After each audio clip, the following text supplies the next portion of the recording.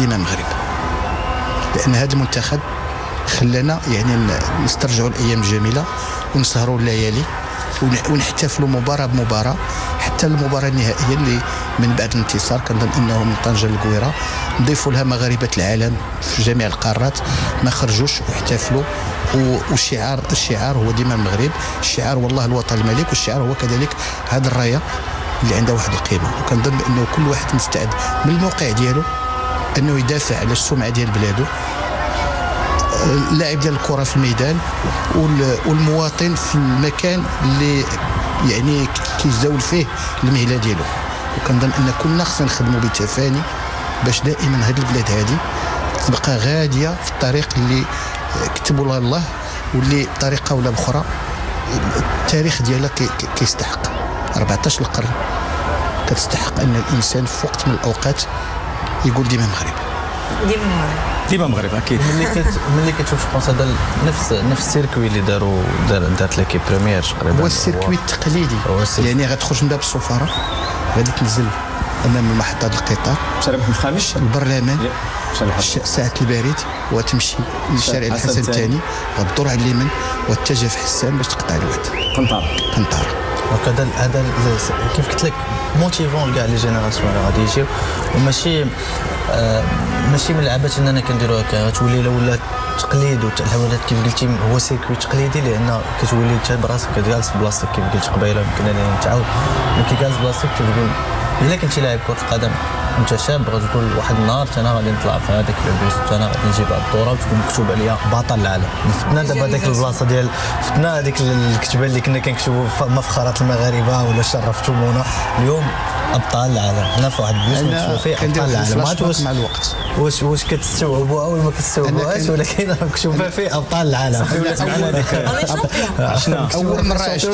اول مره عشتها وكنرجعوا للتاريخ هو ملي المرحوم الحسن الثاني يعني استقبلنا والو عويطه في فينال ديال كوب دوطرا وهز لهم يديهم بجوج، ومن بعد عشنا استقبال سيدنا كان انذاك ولي العهد في 84 بتعليمات من الوالد ديالو الله يرحمه، هو ولا مريم استقبلوا نوال عويطه وكان استقبال بحال هكا.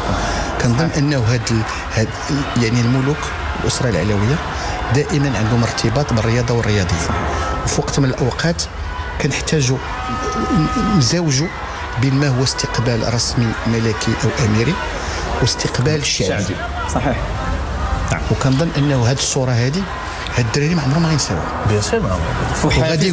وغادي يقولوا حيت هما بنوات ديال 2030 ان شاء الله غيقولوا 2030 ان شاء الله في ملعب الحسن الثاني ان شاء الله غادي نلعبوها نخرجوا منها ونجيبوها ونخرجوا بها الطموح غاديش يبقى الطموح تاعهم غيولي حتى هو كبير بزاف 2030 يخرجوا بها. حيت الا كنتي في التيران ديالك تخرج بها تستناك تما لداخل وتخرج من تما بالتوني ديالك بلا ما تستنى تمشي وتبرد تبقى في الفرحه ديالك. هادشي اللي بغينا حنايا ان شاء الله.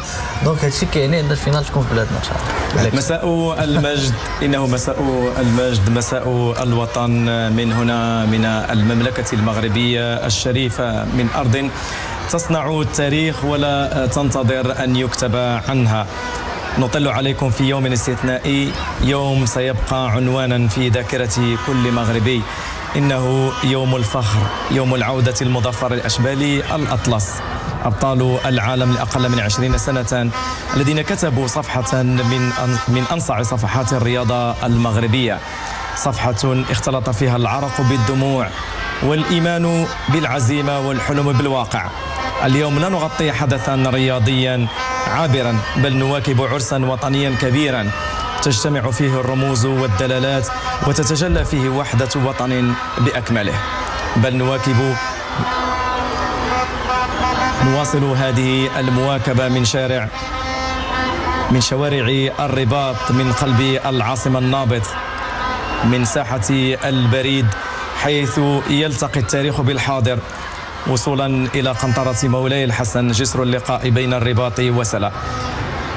الرباط اليوم ليست مدينة فقط، إنها لوحة وطنية حية تمتزج فيها أصوات الجماهير بزغاريد الأمهات ودموع الفرح بألوان العلم المغربي. آلاف المغاربة يصطفون على الجانبين ويرفعون الأعلام ويهتفون لهذا الجيل الذي أعاد للكرة المغربية مكانتها بين كبار العالم. هذا المشهد أمامكم لا يقاس بالحجم بل يقاس بالمغزى، فهو تجسيد لرؤية